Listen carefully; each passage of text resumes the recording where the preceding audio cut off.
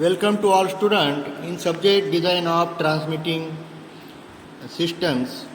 The subject is fitting of gears. In fitting of gears, in the helical gear shown in fitting started as a local overload due to slight misalignment and progress. Across the tooth in the addendum portion to mid-face here, the pitting stopped and the pitted surface began to polish up and burnish over. This phenomenon is common with medium hard gears on gears of materials that run in well. Pitting may cause after running in and it has practically no effect on the performance of the drive since the pits that are formed gradually become smooth or from the rolling action. The initial pitting is non-progressive. In pitting of gears, there are two types. Initial pitting causes errors in tooth profile, surface irregularities, misalignment. So remedies of this initial pitting is precise machining of gears, correct alignment of gears, reducing and dynamic loads. Now we discuss details of pitting of gears. Progressive or destructive pitting. During initial pitting, if the loads are high and the corrective action of the initial pitting is unable to suppress the pitting progress, then destructive pitting sets in a pitting. Spreads all over the tooth length, pitting leads to higher pressure on the unpitted surface, squeezing the lubricant into the pits and finally to seizing of surface. This is the diagram of tooth surface destroyed by extensive pitting. Okay. Pitting of begins to the tooth planks near the line along the tooth passing through the pitch point where there are high friction forces due to the low sliding velocity. Then it spreads to the whole surface of the plank. Tooth surfaces are subjected to pitting only rare cases. Figure shows in destructive pitting, pitting has spread over the whole tooth and weakened tooth has fracture at the tip leading to total failure. Now in pitting we discuss about destructive pitting. There are causes is load on the gear tooth exceeds the surface endurance strength of the material.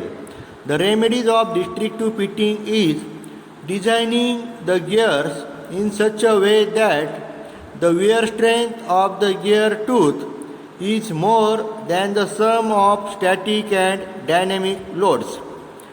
The surface endurance strength can be improved by increasing the surface hardness. Now we discuss about scoring. Scoring is due to combination of two distinct activities. First is lubrication failure in the contact region and second is establishment of metal to metal contact. Later on welding and tearing action resulting from metallic contact removes the metal rapidly and continuously so far the load, speed and oil temperature remain at the same level. The scoring is classified into initial, moderate and destructive. In initial scoring occurs at high spots left by previous machining.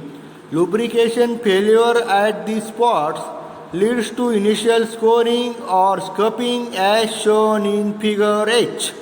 Once these high spots are removed, the stress comes down as the load is distributed over a larger area.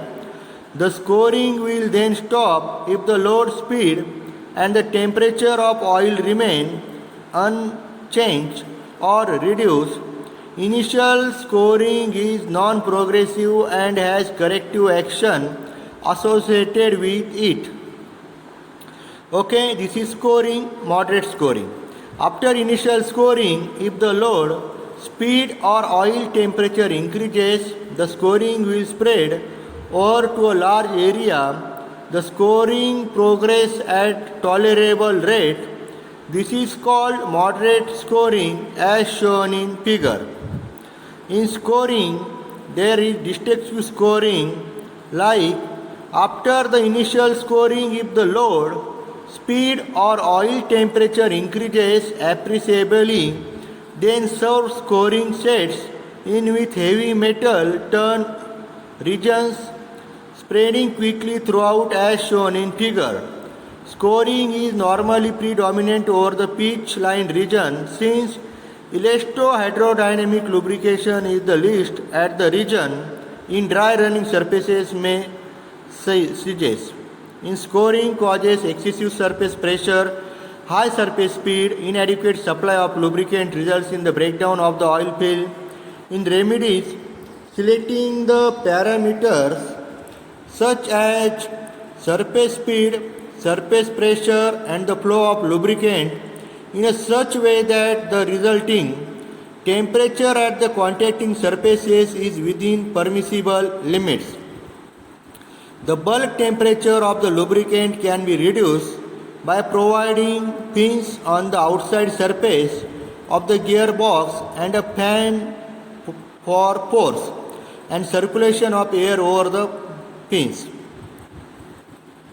Now we discuss about tooth force analysis. This is a diagram of tooth force analysis. There pinion driver, pinion point, pitch point, gear driving, pitch point, pinion drive. This is a gear tooth diagram, pressure line, pinion driver, pitch pull, gear driver. This is a gear tooth force. These discuss now one by one. In force analysis, in gears power is transmitted by means of a force exerted by the tooth of the driving gear on the meshing tooth of the driven gear as shown in figure. The tooth of the driven pinion exerting a force Pn on the tooth of the driven gear. The resulting force Pn can be resolved into two components, tangential component and radial component, like Pt and Pr as shown in figure. The normal force is Pn, the tangential force is Pt, radial component is Pr, and then can be written as Pt is equal to Pn cos alpha, Pr is equal to Pn sin alpha, Pr is equal to Pt tan alpha. The torque transmitted by the gear is given by, this is the formula, Mt is equal to 60 into 10 raised to 6 kilowatt upon 2 pi n, Pt into T dash by 2 is equal to Mt, where Mt is equal to torque transmitted by gears, Newton per mm, Kw is equal to power transmitted by gears, Kw, small n is equal to speed of rotation, rpm. The tangential component Pt acts as a high pitch circle radius. This is shown in Pr is equal to Pt tan alpha and Pn is equal to Pt cos alpha. This is the tooth force analysis. The above analysis of the gear tooth force is based on the following assumptions. As the point of contact moves, the magnitude of the resultant force Pn changes. This effect is neglected in the above analysis. It is assumed that only one pair of teeth takes the entire load. At a time, there are two pairs which are simultaneously in contact and share the load. This aspect is neglected in the analysis. The analysis is valid under static condition, that is when the gears are running at very low velocities. In practice, there is dynamic force in addition to force due to power transmission. The effect of this dynamic force is neglected in the analysis. It is gear tooth stresses, photoelastic modes of gear tooth. Stresses developed by normal force in photoelastic mode of gear tooth as per Dolan and Brogmeier as shown in figure. The highest stress exists at the regions where the lines are bunched closest together, the highest stress occurs at the two locations. First, at contact point where the force F acts at the fillet region near the base of the tooth. So, thanks all students.